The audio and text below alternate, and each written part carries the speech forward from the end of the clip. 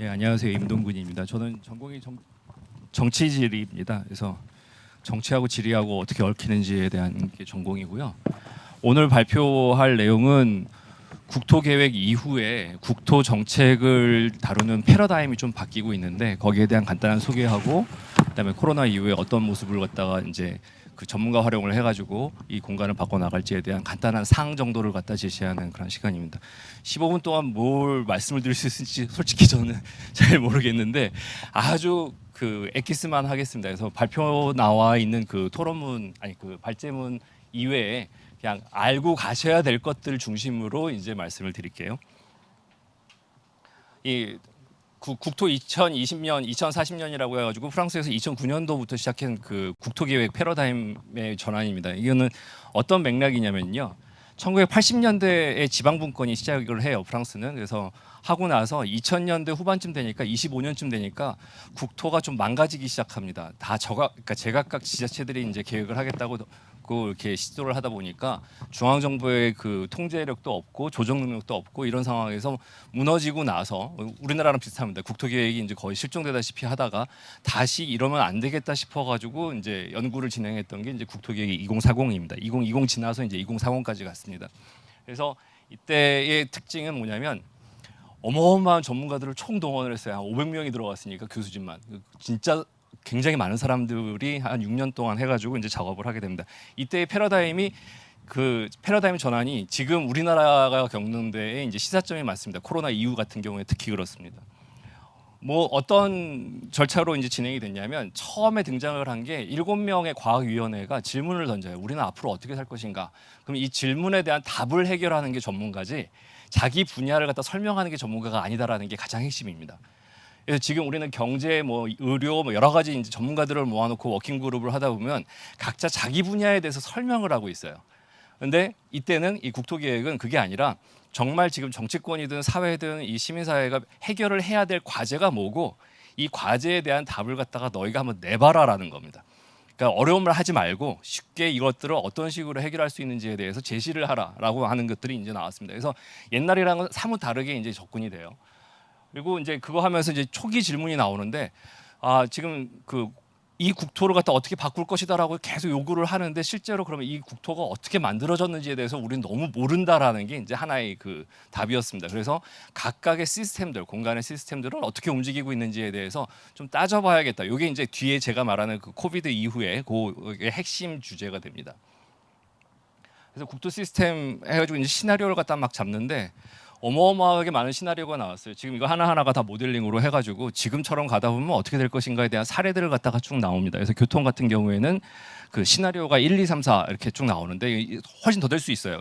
핵심은 뭐냐면 지금 이 추세대로 가다가 보면은 어떻게 되겠다라는 예상을 갖다가 찍어주는 겁니다. 그러니까 상을 그려주는 거예요.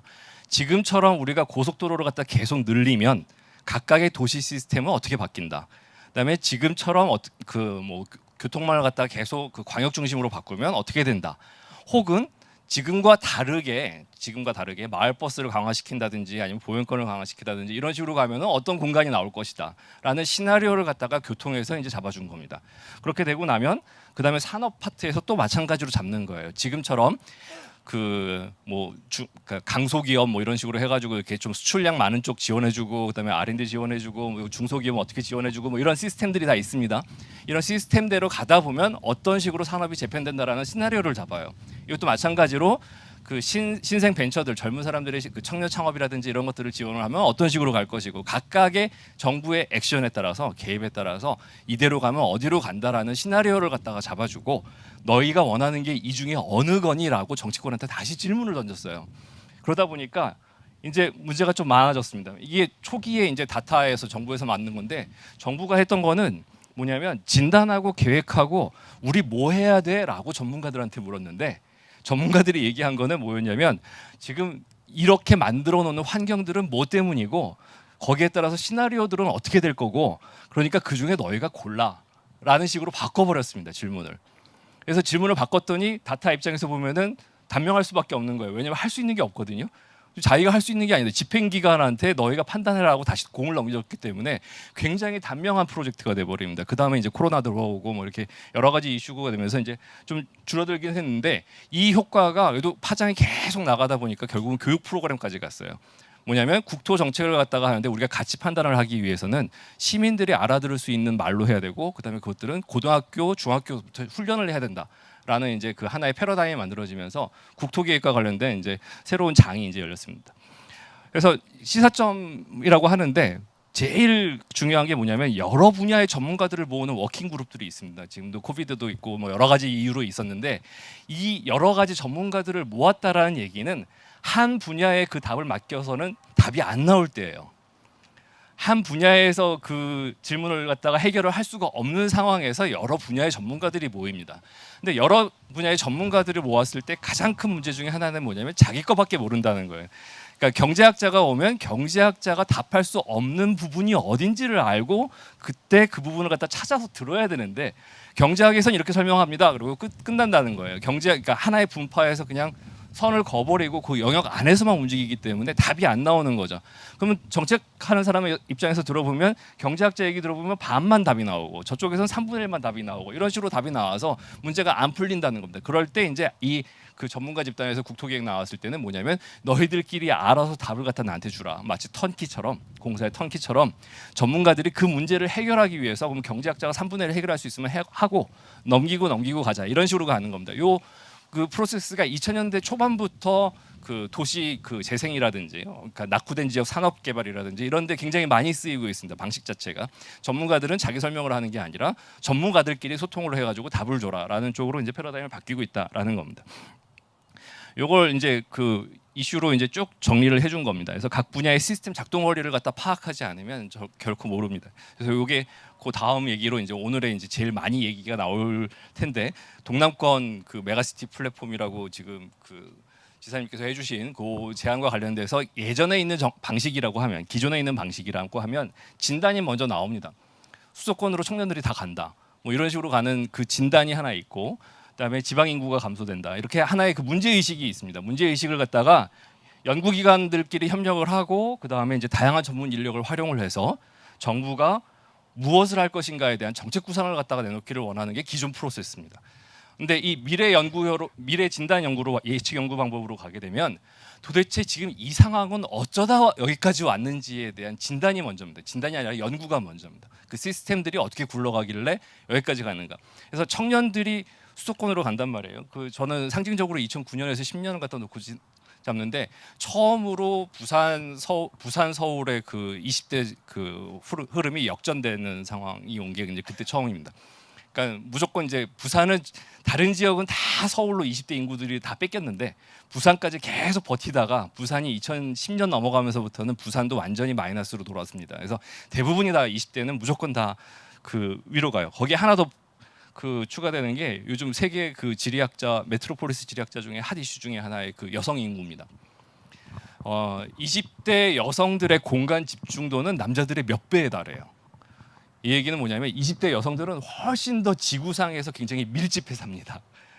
정말 밀집해서 살거든요. 그러니까 남성들은 생산 라인에 배치되기도 하고 하면서 하지만 여성들은 정말 집중하는 경우가 많아요. 이게 우리나라의 문제뿐만이 아니라 뭐 유럽도 마찬가지입니다. 그래서 파리시에서도 계속 지금 왜 20대 여성들이 파리시에 계속 오려고 하는지에 대한 그 핵심 주제 중에 하나였어요. 그럼 특히 하이브레인 엑시시라고 그래가지고 교육 많이 받은 사람일수록 더 집중합니다.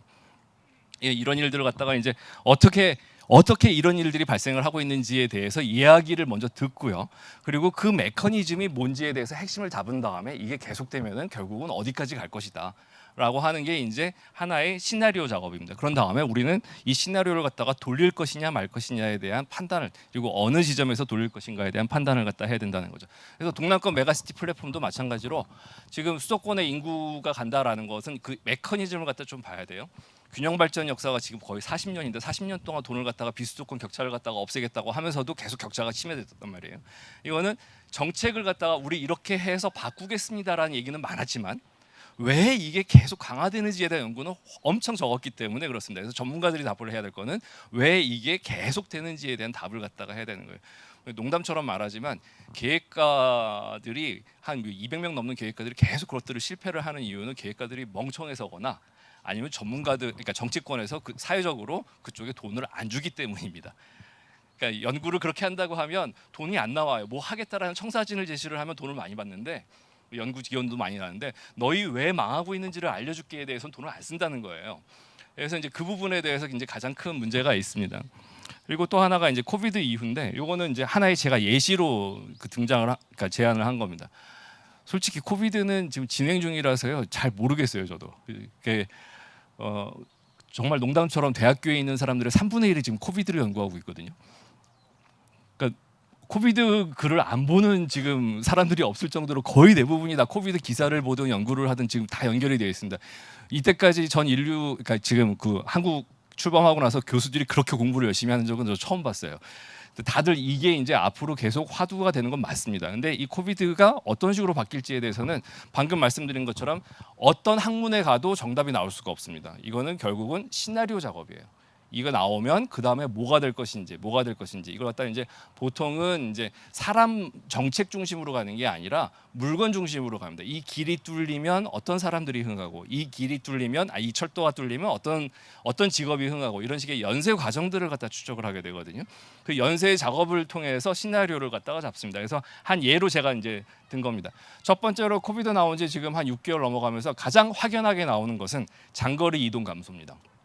항공부터 시작해서 굉장히 먼 쪽으로 이동을 하는 사람들은 엄청 줄고 이게 그 거리상의 문제뿐만 아니라 개인적으로도 그렇습니다. 그러니까 보통 나는 전국을 왔다 갔다 했는데 요즘은 이제 수도권만 왔다 갔다 한다. 아니면은 버스를 타고 광역버스를 타고 멀리 갔었는데 이제는 마을버스 정도 타고 간다. 이런 식으로 하면서 이동권이 갑자기 생활권이 엄청 줄어버렸습니다. 그래서 각자의 보통 그 생활권이라고 하는 영역들이 축소가 되면서 그러면서 이제 벌어지는 일들이 이제 하나 둘씩 튀어나옵니다. 그래서 광역전철이라든지 광역교통이라든지 이런 것들은 텅텅 비어요.